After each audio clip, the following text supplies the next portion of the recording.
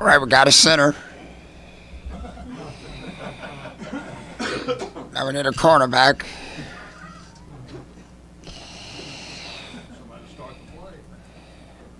What a great kid. The Kelsey Vincent story is an amazing story. Lost her dad to ALS as a high school junior. Her passion for and love for softball, she didn't lose it. She found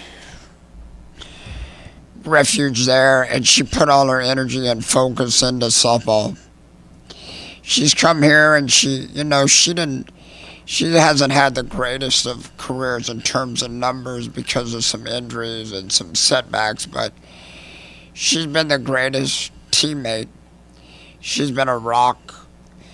Her preparation and what she does day by day to get ready has been so steady.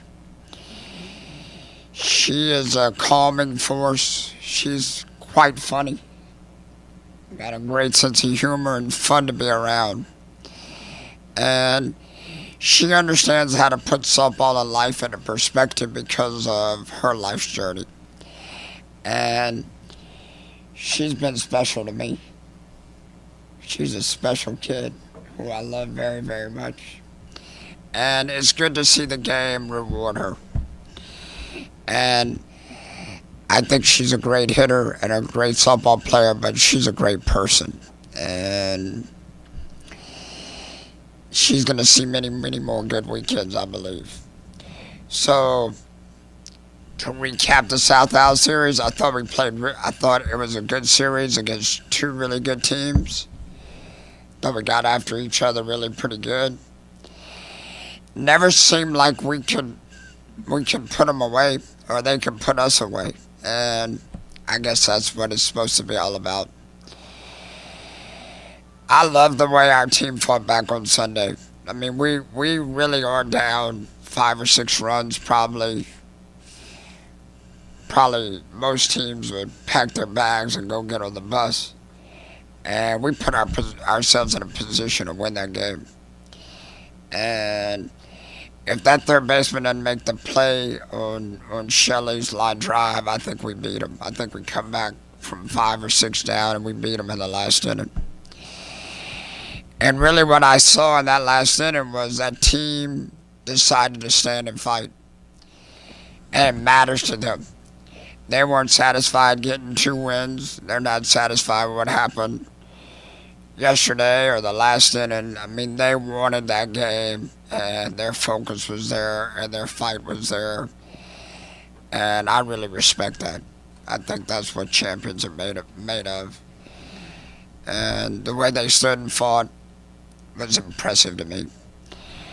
Going forward, hopefully we get out of the field today or tomorrow. Need to continue to stay in our groove. We have to get some kids going a little bit. The only way to do that is to get out on the field, get them some live batting practice and some live reps. We have some kids really going good at this moment, and we have some kids that have to get better. And we're going to continue to work through it. I think the next 4 or 5 days are going to be really important. 2 conference series back-to-back, Arlington and then Georgia Southern. I think they're going to be an important 6 games for us in the conference race. We're healthy, which is a good thing, and we're in full force, and we're ready to go. Ready to go. Good luck to our men and women's basketball team. We're going to keep an eye on that. Be pulling for the Cajuns. But we're ready to go. Our team is ready to go. What did you learn about the team last week? Nothing different. Nothing different. I mean, in that last inning, it didn't come from me. I mean, I just said, my voice was gone, and I just sat down. Whatever the score was, 9-2 2, 9-3. I just sat out. We put a pinch hitter in to start the inning. Terrio, who's only had 2 at-bats all year, she gets up, line drive, base hit. We bring Corbello off the bench, who has struggled the whole year. She has a 7, 8, 9. No, she didn't. That's not correct. She got hit by the pitch, and he didn't let her go down. But she still managed to get the walk. First and second out, nobody out, top of our lineup. Hayden, line drive, base hit. Shelly Landry, line drive. Third baseman. And then we make a crazy base running mistake. Just crazy to get into the double play. That really killed us. Then Elkins, I don't remember what she did. Line driver, walk. Walsh, who had struggled all weekend. Line drive. This one comes up, has a great at bat. 7, 8, 9 pitches, followed them off. I thought she was going to hit it out and we're going to tie it right there. They ended up walking her, which was probably a smart thing. And then Aaliyah, who has been struggling, grounds out in the game. But hey, we had the tying run at the home base, and the way they fought, and the way we put ourselves in that position, and the way that it was not only just the superstars, it was coming from a lot of different people. And you could feel that energy in the dugout, and hell, I stood up. Got me excited. I was ready to go. If you're going to stand and fight, then I want to stand and fight with you. Those kids want to stand and fight, which is always, that's fun. I mean, that's what it's supposed to be.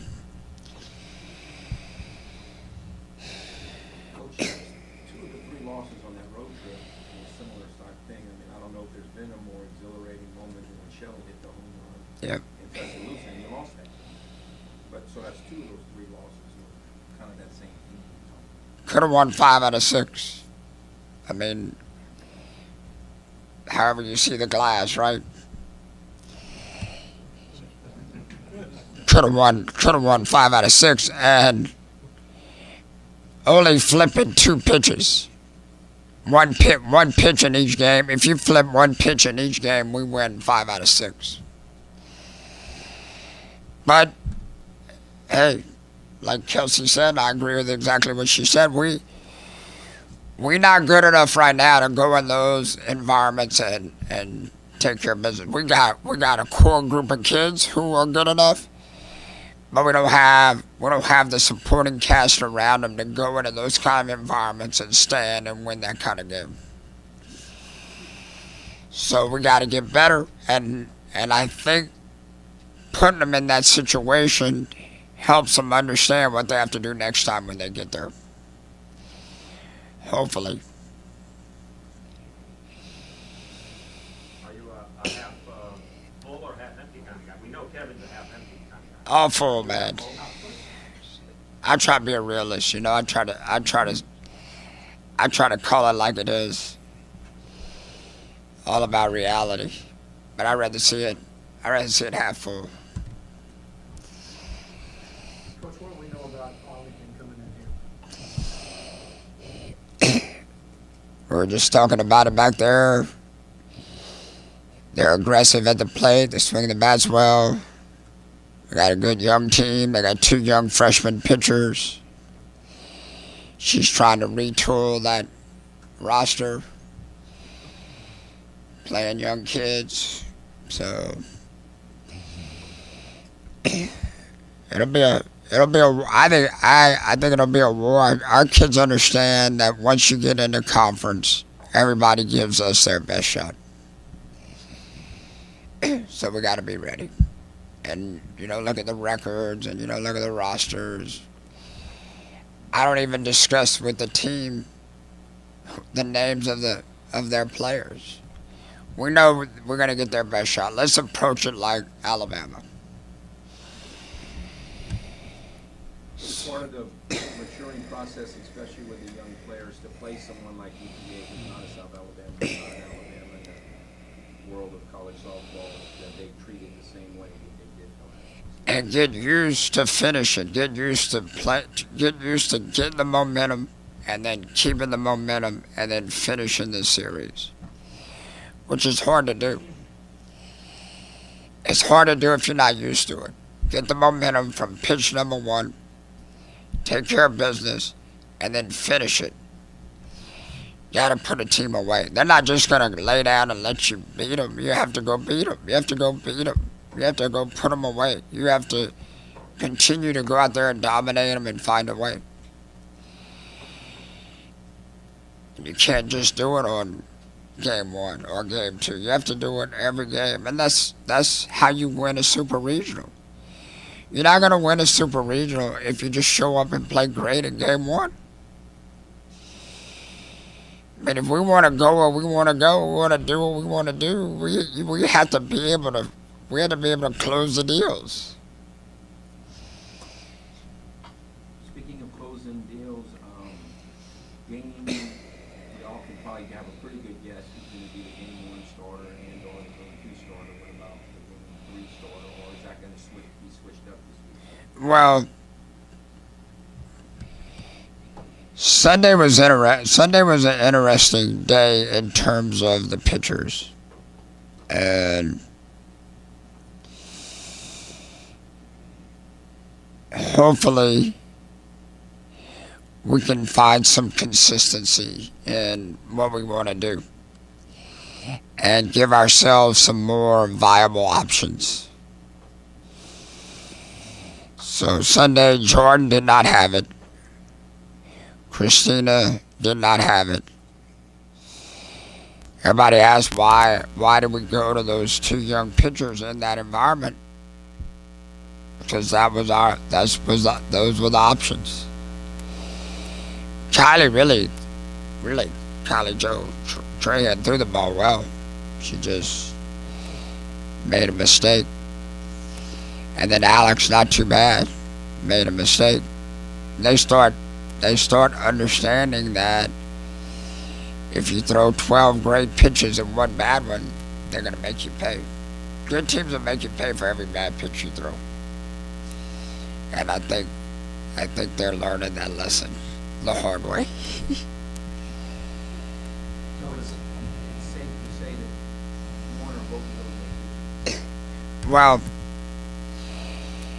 they have to put themselves in a position to be available, and so yes, it is safe to say that. How has Leandra progressed this season? Has she kind of taken that spot? She's done a good job, and Leandra is a good story too. You know, she was a JUCO All-American her freshman year. Comes in here and starts her sophomore year, and I'm not going to say struggles, but she doesn't have a great year, doesn't have a terrible year, just kind of has a so-so year. And then last year, she basically becomes a pinch runner. And this year, she doesn't win a starting position going into the season. And then when her name gets called, she decides to keep getting hits, hit, and doesn't want to come out of the lineup. So, you know, that's great introspection on her part. That a lot of kids just sit and pout when they don't get their way, and you got to give her credit that she continued to work. And when the opportunity presented itself to her again, that she was able to get it done. Something that she wanted bad enough to get out there and get it done. And now that she has some confidence, it started to snowball. So she's very talented, and I think it's not a question of her talent. Now she has the right mindset, and she's confident, and hopefully let's let it just keep rolling. Continuing to roll, that happens. What happens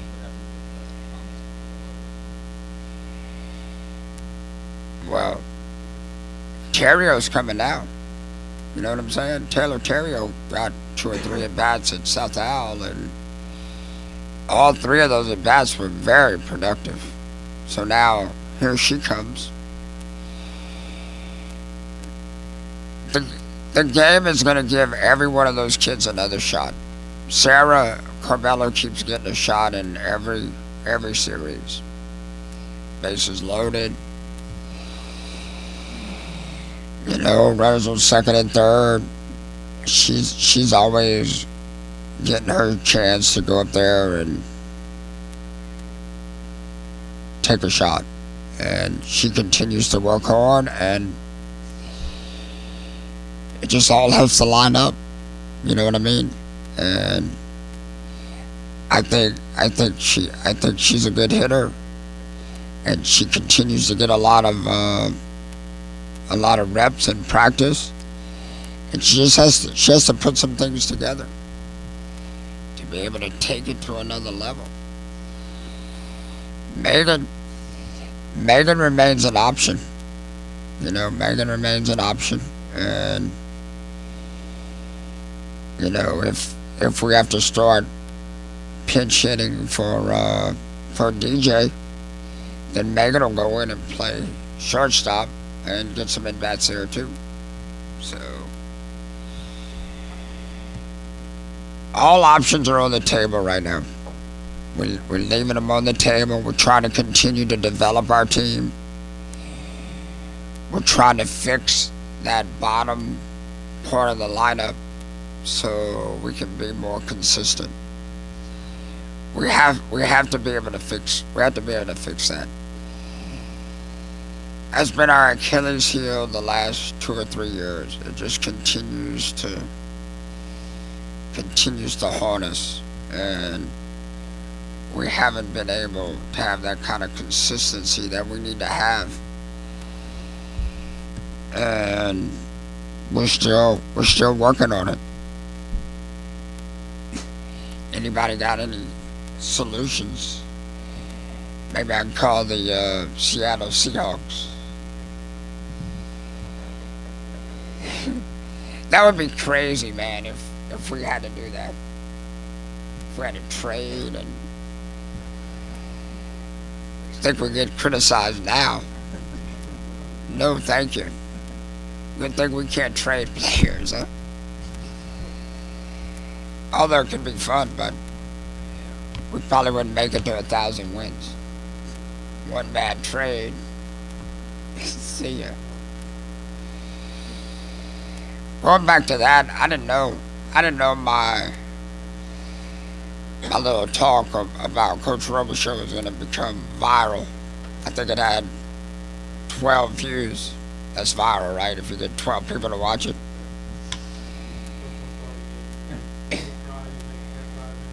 .3 on him, right? We talked about context. We talked about how, but probably left out the biggest piece. How selfless he is. As a selfless man. And yeah, everybody here has young kids. Missing every one of your child's events to put it into your program, that's hard. I mean, I got 2 young kids. My daughter plays tonight, and I'm not going to be able to go. To miss every one of your kids' events, pitching in a state championship game, you don't get to go. Because you're putting it into that program. The context with which when he did it is a wow. How he did it was a wow. But his selflessness really supersedes the other 2. And without the fanfare, without the money, without the fame, I mean, when you're that selfless, it goes to the pureness of your heart. You got a pure heart. No, it's not. And your selflessness supersedes all the rest of it. And You don't find that anymore in college athletics. You don't. It's not here. Like you're an example. You're an example to all young coaches on how to conduct your business and how to run your program. So maybe I'll get 10 more views. And then we'll get to 22.